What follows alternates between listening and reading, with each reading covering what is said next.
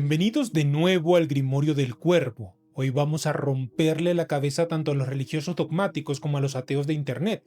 Si crees que el esoterismo y el cristianismo son enemigos jurados, es porque solo conoces la versión mutilada y masticada que te enseñaron en catecismo. Los primeros seguidores de Jesús operaban bajo un sistema llamado cristianismo esotérico. Hoy te voy a revelar el mapa de los libros prohibidos y las tradiciones orales que la censura institucional no pudo borrar. Presta atención, si llegamos a los 500 likes te voy a abrir las puertas de mi biblioteca secreta en los comentarios para que accedas a grimorios y lecturas que no vas a encontrar en ninguna librería, y si de verdad buscas doctrina operativa real sin filtros, hazte Cuervo VIP. Hoy mismo aquí abajo o en Patreon, tu apoyo es lo que mantiene este canal en pie. Sin más que decir, comencemos. Los 4 evangelios canónicos, varias literaturas apocalípticas y algunos apócrifos del Nuevo Testamento como textos sagrados y disciplina arcani es una supuesta tradición oral de los 12 apóstoles que contiene las enseñanzas esotéricas de Jesucristo. Los primeros cristianos usaban las palabras griegas como por ejemplo mysterion para describir al misterio cristiano. Las versiones del Antiguo Testamento usan la palabra mysterion como equivalente al sot hebreo, que significa secreto, como por ejemplo en Proverbios 20:19. En el Nuevo Testamento, la palabra misterio se aplica ordinariamente a la revelación sublime del Evangelio. Esto lo podemos ver en un montón de citas, como Mateo 13:11, Colosenses 2:2, Timoteo 3:9:1, Corintios 15:51 y muchos más. Y a la encarnación y la vida del Salvador y su manifestación por la predicación de los apóstoles los encontramos también en Romanos 16:25, Efesios 3:4-6:19, Colosenses 1:26-4:3 y muchos otros. Hagamos una parada técnica aquí. La palabra místico viene del griego místicos, que suena igual, pero lleva y y lleva k y así, que significa un iniciado en rituales secretos. No significa sentarse a llorar frente a una estatua ni a tener visiones de colores porque te dio un golpe de calor, ¿sí? En la antigüedad, si no pasabas por una transmutación interna y un aislamiento estricto, no eras un místico, eras un espectador, así que deja de confundir el sentimentalismo religioso con el trabajo operativo real. Por lo que, en un sentido estricto, el misterio es una verdad que trasciende el intelecto creado. La imposibilidad de obtener una comprensión racional del misterio conduce a una forma interna u oculta de comprensión del misterio cristiano. Aunque revelado y creído, el misterio permanece, sin embargo, oscuro y velado durante la vida mortal.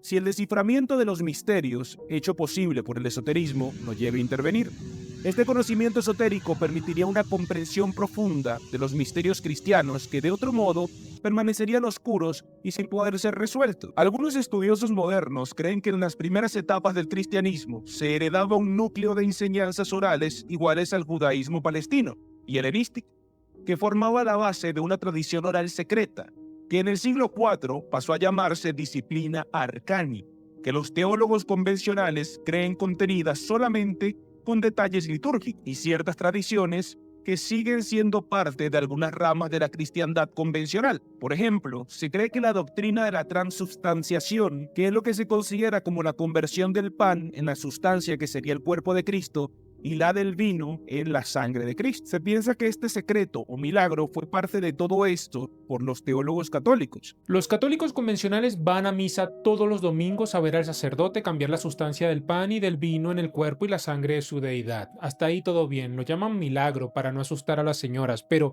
si usas 2 neuronas de comprensión lectora, en este caso, eso es literalmente un proceso de transmutación alquímica de laboratorio. Es alta magia ritual colectiva realizada a plena luz del día. Lo gracioso es que te llaman brujos y prendes una vela en tu casa, pero ellos consumen un cadáver astral cada 7 días de forma comunitaria. Importantes influencias en el cristianismo esotérico son los teólogos cristianos Clemente de Alejandría y Orígenes, las principales figuras de la escuela de catequesis de Alejandría. Orígenes fue el escritor más prolífico y, según Epifanio, escribió cerca de 6.000 libros, lo que hace que sea una tarea difícil de definir el núcleo central de esas enseñanzas. El texto original en griego de su principal obra teológica, llamada De Principis, solo sobrevive en fragmentos, mientras que una traducción al latín del siglo V fue limpiada de enseñanzas controvertidas por el traductor Rufino, lo que dificultó a los eruditos modernos reconstruir los pensamientos originales de Orígenes. Por lo tanto, no está claro si la encarnación y la preexistencia de las almas tomaron parte de las creencias de Orígenes o no, pues recordemos que en el cristianismo más temprano que podíamos encontrar en aquella época, de hecho la reencarnación no era una locura. Es más, se pensaba que era lo que sucedía. Mientras hipotéticamente considera un complejo esquema de transmigración de múltiples mundos en De Principis, Orígenes niega la reencarnación en términos inequívocos en su obra Agais Celsus y en otros lugares.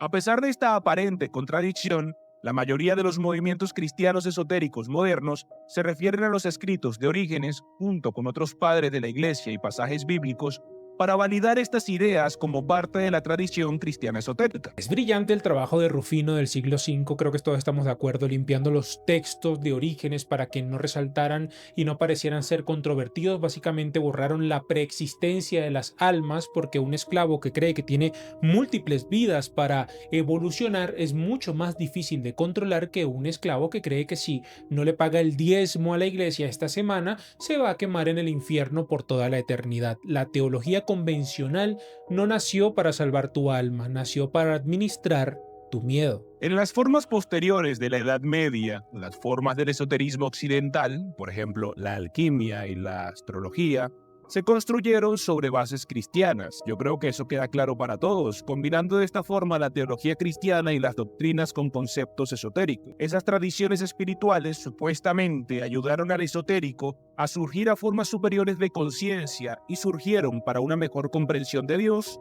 el ser y, por supuesto, el universo.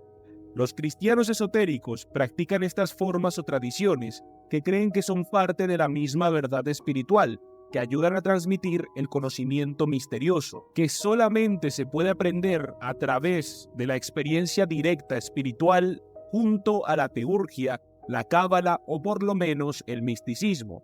En los siglos XVI y XVII, esto fue seguido por el desarrollo de la teosofía y el rosacrucismo. Y por ejemplo, los movimientos de Benemis también se desarrollaron alrededor de este tiempo, junto a la francmasonería. Pico de la Mirandola lo dejó claro en 1489 ante el mismísimo Papa. Hay una magia divina, la teurgia, y una magia demoníaca, la goetia. Ambas operan bajo las mismas leyes astrológicas y energéticas del multiverso. La única diferencia real es la calidad del operador y el propósito del contrato, así que deja de temblar cada vez que escuchas la palabra demonio en un grimorio. Sí, los grandes sabios del Renacimiento usaban ambas llaves mientras financiaban las catedrales que hoy visitas. Muchos movimientos cristianos esotéricos modernos reconocen la reencarnación dentro de sus creencias, así como una estructura energética compleja para el ser humano, como es el cuerpo etérico, el cuerpo astral, el cuerpo mental y el cuerpo causal. Estos movimientos señalan la necesidad de un trabajo espiritual interno que conduzca a la renovación de la persona humana según el sentido paulino. Rudolf Steiner y Max Heindel dieron varios ejercicios espirituales en sus escritos para ayudar a la evolución del seguidor. En la misma dirección están los escritos de Tommaso Palamidesi, que apuntan a desarrollar técnicas y meditaciones ascéticas. En Bulgaria, Peter Deunov abrió una escuela cristiana esotérica a la que llamó Escuela de la Hermandad Blanca Universal. Como podemos ver, cada quien termina haciendo su propio cristianismo esotérico con base en la interpretación de las escrituras. Consistía en 2 clases de estudiantes y tenía 22 años escolares. George Gurdjieff llamó a su enseñanza el cuarto camino, el camino de la conciencia, mediante el cual el estudiante aprende a trabajar y transformar la negatividad y el sufrimiento de la vida ordinaria para llegar a la vida real. La vida es real solo entonces, cuando yo soy.